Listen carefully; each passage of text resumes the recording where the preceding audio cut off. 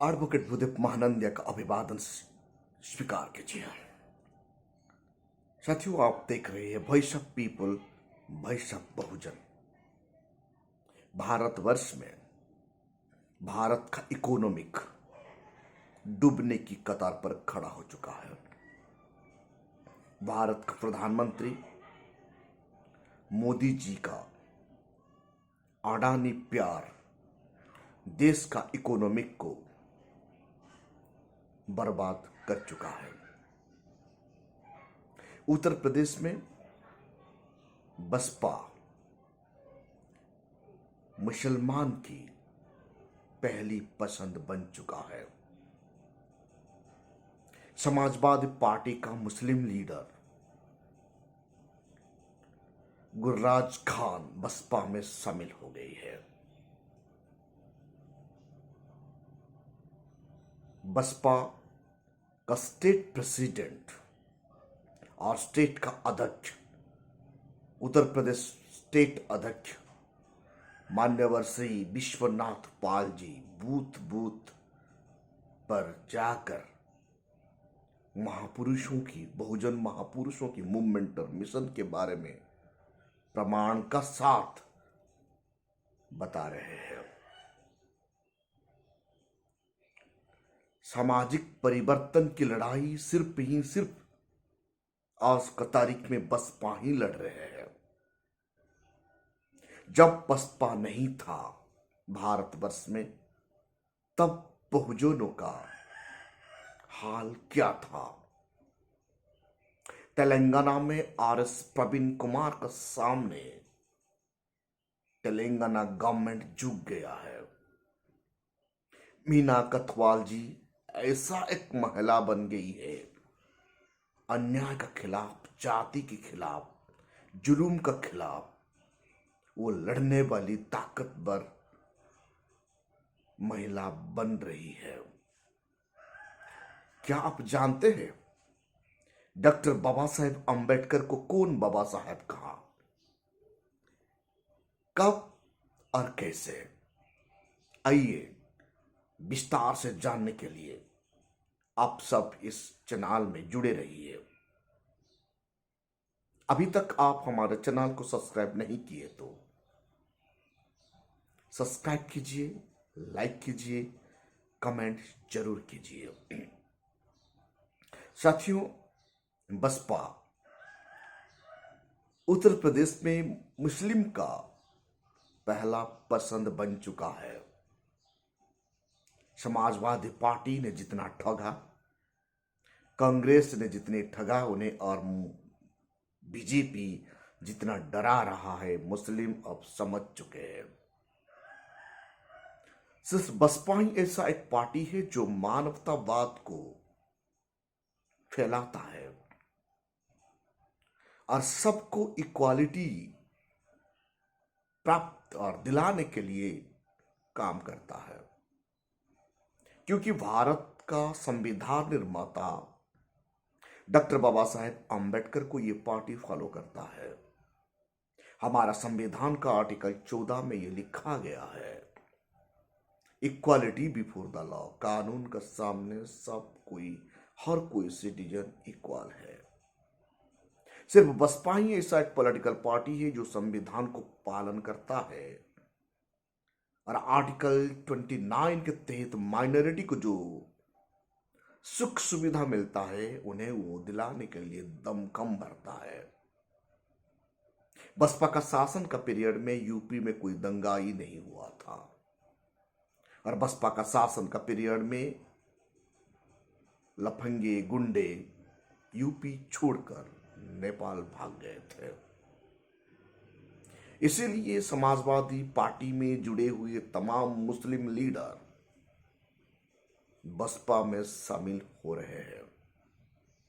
बहन मायावती जी का आदेश के अनुसार उत्तर प्रदेश का स्टेट अध्यक्ष मान्यवर श्री विश्वनाथ पाल जी गांव-गांव, घर-घर घूम रहे हैं, बूथ बूथ पर जा रहे हैं और वहां जाकर बहुजन चिंतक, बहुजन महानायक इन लोगों का मूवमेंट को और मिशन को प्रमाण का साथ बता रहे हैं। दादा साहेब कांशीराम ये कहा करते थे, जब आप नीला झंडा हाथी निशान आपका गांव में देखेंगे तो समझिए आप मैं जिंदा हूं, यानी कांशीराम जिंदा है। जब तक बसपा जिंदा है तब तक दादा साहेब कांशीराम जिंदा है।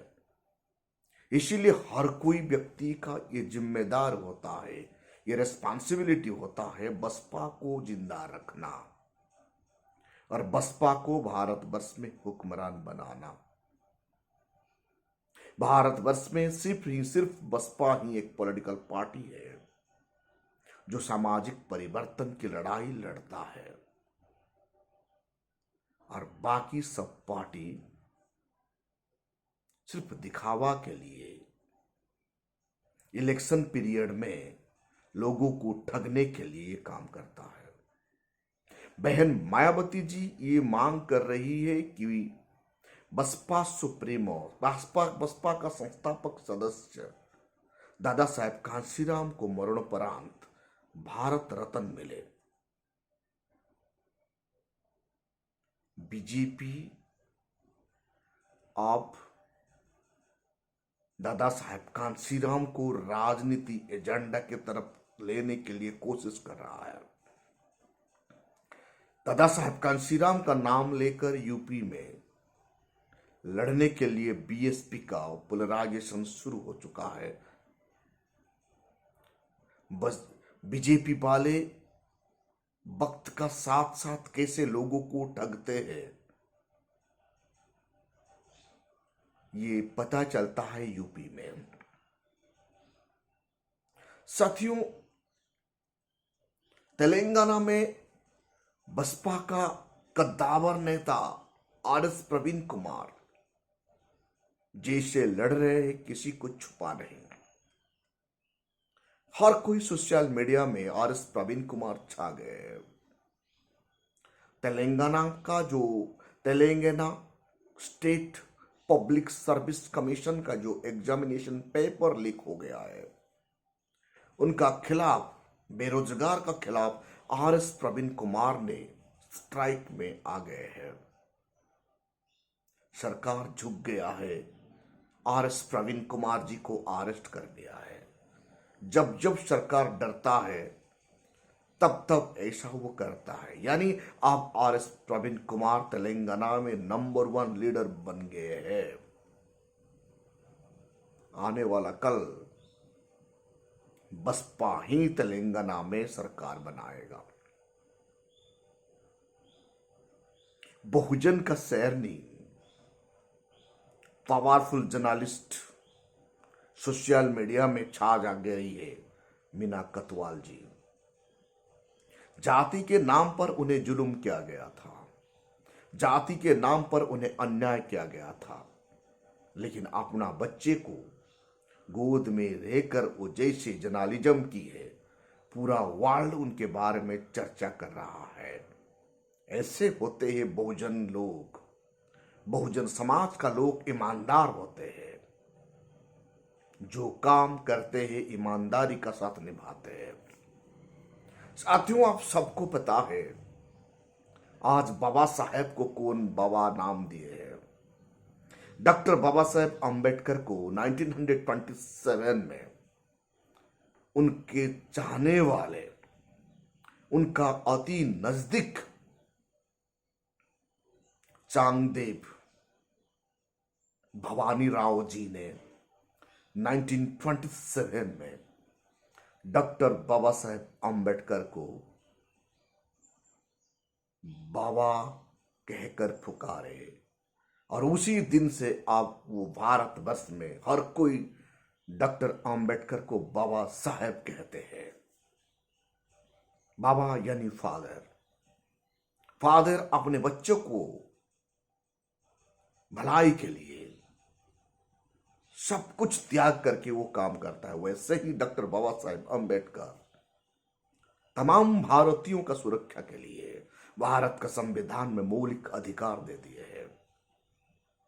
14 घंटा लेबर जब मेहनत कर रहे थे बाबा साहेब आम्बेडकर के बदौलत, आज वो 8 घंटा हो गया है।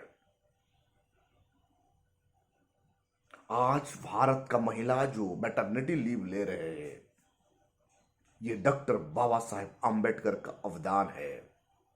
इसीलिए डॉक्टर आम्बेडकर को बाबा साहेब कहना जस्टिफिकेशन है। आज डॉक्टर बाबा साहेब आम्बेडकर नहीं होते, आपका मुंह में जो मिनरल वाटर जा रहा है वो भी आपको नसीब नहीं होता। तथाकथित ब्राह्मणवाद का शिकार आप बन जाते। भारत का महिला आज एजुकेट बन नहीं पाती।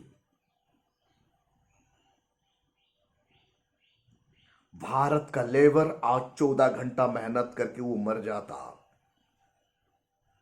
भारत में रहने वाले निचले तबका बहुजन समाज को शिक्षा से वंचित किया जाता। बाबा साहेब आम्बेडकर खुद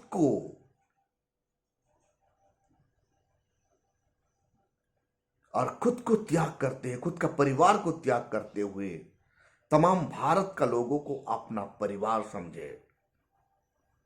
इसीलिए डॉक्टर बाबा साहेब आम्बेडकर को 1927 में चांगदेव भवानी राव जी ने उन्हें बाबा नाम से पुकारे। आज वो बाबा नाम पूरा भारत में फेमस है।